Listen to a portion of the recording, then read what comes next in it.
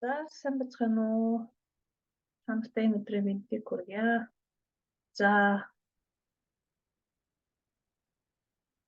3 дахь 7 хоногийн хичээл мэдлээ. Энэ бол бид нар өөрсдийнхөө сэтгэлийн хөдөлгөөн мэдрэмж гэсэн зүйлүүдтэй ажиллах байгаа. За тэгээд хэдүүлээ одоо энэ хичээл дээр би бидний тарих ер нь яг яаж ажиллаад байдаг юм бэ гэх жоохон мэдээлэл өгье гэж бодлоо. Бидний тарих ер нь хэрхэн яаж ажиллаад байдгийг сэтгэхэд байдаг. Бид нар яагаад өөрсдөө сэтгэлийн хөдөлгөөн бодлуудаа удирдах чадахгүй яваад байдаг бэ гэдэг асуултууд маш их байдаг тийм ээ. Тэгэхээр энэ тухайгаа бас өөртөө жоохон ойлгоод мэдчихвэл бас өөрийгөө одоо удирдах сууж эхэлдэг болох нэ. За та бидний тарих одоо оюун ухааны ухамсарт буюу сүнслэг оюун ухаан гэж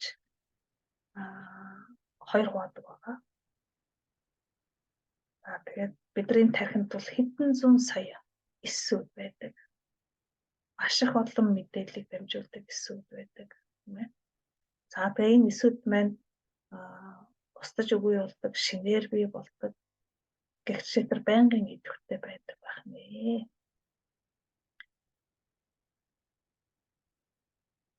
За энэ бидний нэг тархины зураг байна. За бид нарт яг нөө тархи маань бодит байдал одоо бидний гадна талын хамгийн том их тархи гэж нэрлэдэг тийм. Энэ бол бидний бодит байдал өнөөгийн одоо таны бодож сэтгэж байгаа энэ бүх юм энэ ногоон зураг өнгөтэй байгаа зурган дээр байгаа тархинд явагддаг байна. За тэгвэл энэ шав энэ завсрын тархинд дунд завсрын тархинд тийм ээ. Бидний сэтгэл хөдлөл гэдэг зүйл маань явагдаж байдаг байна. Тэгэхээр баг тархи буюу дотор тархин дотор маань бидний одоо хүн хорвоодор мэддэг яах нь ямар нэгэн амьд үлдэх юм инстинкттэй байдаг тийм ээ. Тэрвэл энэ тэр зүйл маань бидний энэ дотор баг тархинд буюу энэ угсанд ингэж явагддаг байна. Хүн болж төвхтэй яах нь бидний энэ амьд үлдэх рефлекстэй энэ том дотор баг тархи маань илүү хөгжсөн байдаг. За тэгээд томорхон хэрээр яах нь бид нар сэтгэлийн хөдөлгөөн үүсгэдэг бид нар сэтгэж юмыг бодож сэтгэдэг болж эхэлдэг ойлгодог тийм ээ. Тэр хэмжээгээрээ бидний энэ том их тархи маань хөгжиж эхэлдэг байна. За тэгээд одоо бид нар бол өнөөдөр өдөрт одоо жирийн байдаг байдал дээр болохоор бид нар өөрсдийнхээ их тархийг маш их ашигладаг. 5 мэдрэмжээрээ тийм ээ харах, сонсох, хүрдэг амтлах гэдэг ингээд 5 мэдрэмжээр яах нь бид нар өөрсдийнхөө энэ их тархийг маш их ашигладаг. Та гадна талаас юм харж юм, үзэж юм, бодож юм гэхэд яах нь хамгийн түрүүнд энэ их тархи минь байдаг байна. Түүнээс гадна одоо би ямар нэгэн байдлаар ямар нэг жишээ аваад юм хэллээ гэхэд та яах нь хамгийн түрүүнд төсөөлөл бий болж эхэлдэг тийм ээ. За би нэг одоо жишээ бол миний машин одоо улаан өнгөтэй гэж хэлэнгүүт та яах нь таны нүдэнд улаан өнгөтэй машины дүр зураг орж төсөөлөгдөж эхэлдэг байна. Тэгэхээр яг нь бидний энэ их тархи маань төсөөлөл гэдэг юм бий болгож идэг байна. Тэгэхээр та юу бодож байна түүнийгээ татнаа гэдэг нь гэсэн үг. Бид нар энэ их тархиндаа юмыг ойлгож, хүлээж авч түүгээрээ их сэтгэж явдаг байна. За гэтэл бид нар энэ завсрын тархинд маань сэтгэл хөдлөлгөөн буюу бидний далд ухамсар гэдэг зүйл нь хамаарч байдаг. Хүн амьтнаас ялгаатай нь юмд бид нар сэтгэлийн хөдлөл гэдэг нь бий байдаг тийм ээ. Мөн сэтгэж чаддаг. Үүгээрээ бид нар амьтнаас ялгаатай шүү дээ. Амьтан бол зөвхөн амьд үлдэх юм одоо тархитал байдаг тийм ээ. За тэгээд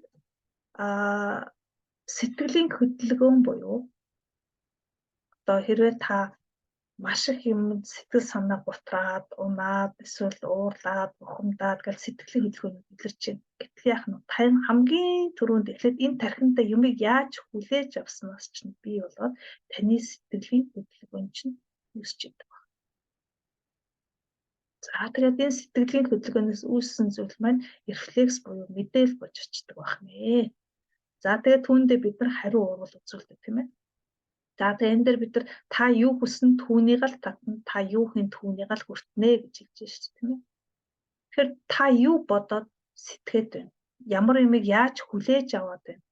бодит байдал дээр өнөөдрийн бодит байдал дээр тийм ээ гэдгээс чинь таны сэтгэлийн хөдөлгөөн гэдэг нь хамаардаг байна.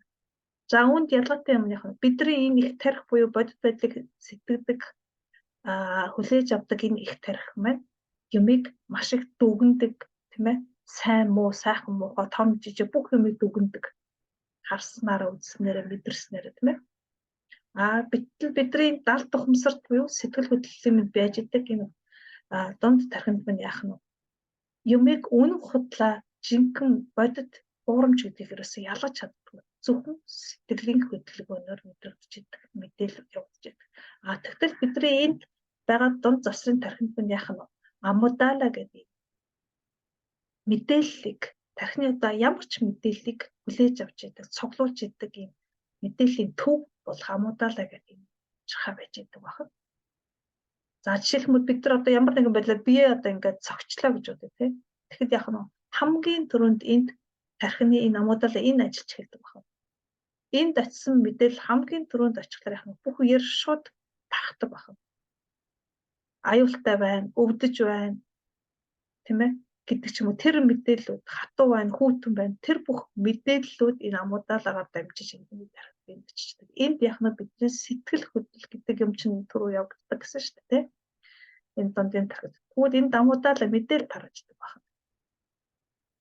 Тэгэхээр яах нь та хэрвээ өнөөдөр харсан үзсэн бүхэндээ уурлаад бухимдаад яваад байгаа үед яах нь одоо сэтгэээ түүгээрээ хараад ингээд яваад байгаа нөхцөлд яах нь таны мэдрэхүйгээр ирсэн ойлгомж одоо 5 хүртхүүгээр ирсэн мэдээллүүд чинь энэ аммудала гэдэгт очиод энэ мэдээлэл чинь энэ биеэр чинь тараад байна.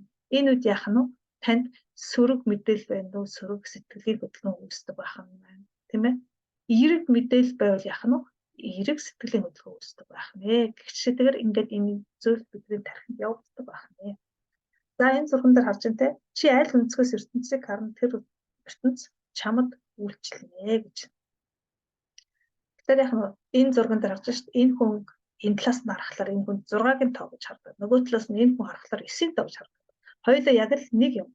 Гэтэл энэ хоёр хүн аль өнцгөөс нь яаж хараад байна гэдгээсээ энэ хүмүүсийн төсөөлөл ойлголт бий болж байдаг. Үүн дээр бидний сэтгэлийн хөдөлгөөн буюу харилцаанууд бий болждаг байна. За тэгээд энэ хорвоо дээр үнэн юм гэж байхгүй, худлаа юм гэж байхгүй тийм ээ. Сайн юм гэж байхгүй, муухай юм гэж байхгүй. Энийг яг бид нар өөрсдөө хандж байгаа хандлага харсан үнцэг ойлгож байгаа, төсөөлж байгаа, бодож байгаа, сэтгэж байгаа тэр болгоноороо бид нар ямарваа нэг юм дүгнэлт анализ хийгээд түүгээрээ бид нар гадагшаана хариу үзүүлж явдаг байх юм шүү дээ тийм ээ. За бидний нүүрэнд 43 төрлийн булчингууд ажиллаж байна тийм ээ. Тэгэхээр яг бид нар тэрвээ сөрөг мэдээлэл юм уу ямар нэгэн сөрөг бодол таны биед үүслээ гэж боддоос яг нь сэтгэлийн хөдөлгөөн илэрдэг. Тэгэхэд бидний нөгөө мэдээлэлээр дамжсан энэ мэдрэлүүд чинь яг нь бидний булчин дээр очиж булчингууд нь агшиж идэг. Тэгтэл зөвхөн нүүрэнд гэхэд 43 зүйлийн булчингууд байдаг гэж. Тэгэхээр энэ булчингууд өдөржингөө ажиллаж байгаа. Харахад юм харж байна, сонсож байна, амталж байна, эдэлж байна, үнэртэж байна тийм. Энэ болгонд энэ булчингууд ажиллаж идэг.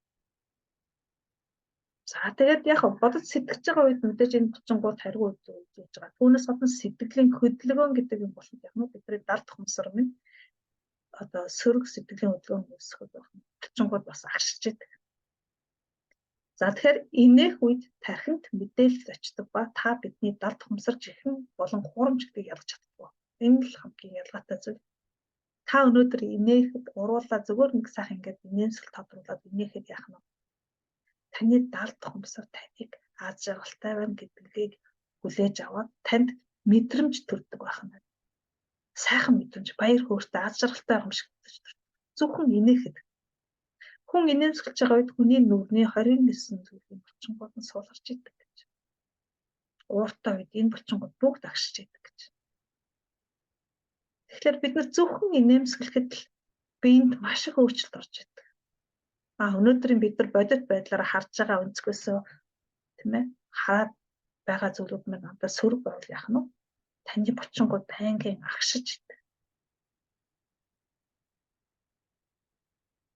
За тэгээд яач вэ? цааш явах болж байгаа. За тэгээд энэ дасгал дээр би хамгийн гол нь бидний амьсгалын дасгал дээр яагаад би заавал инээмсгэл гэдэг байсан гэвэл одоо яг нэг учир шалтгааны нэг хичээлээр тайлбарлаа.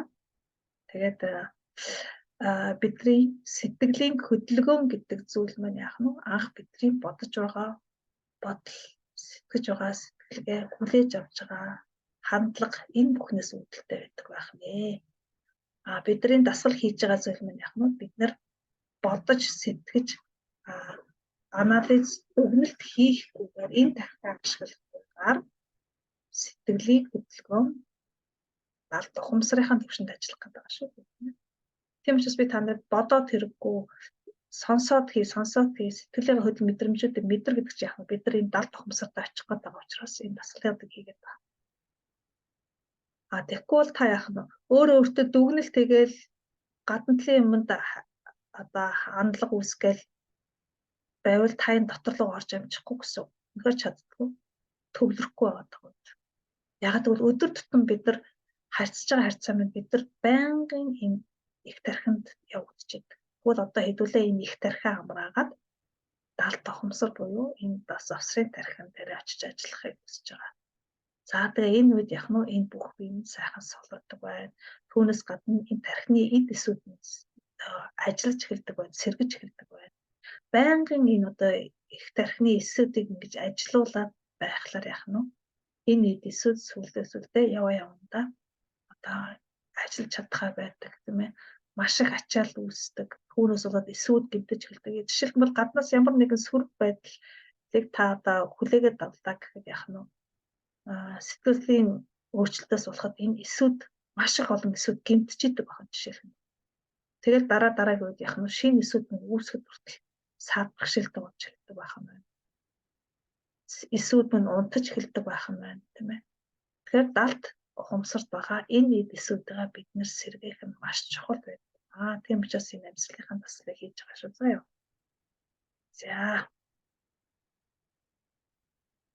За тэгээд дараагийнхаа хичээлдээ хэдүүлээ. Уулзтлаа. Баярлалаа.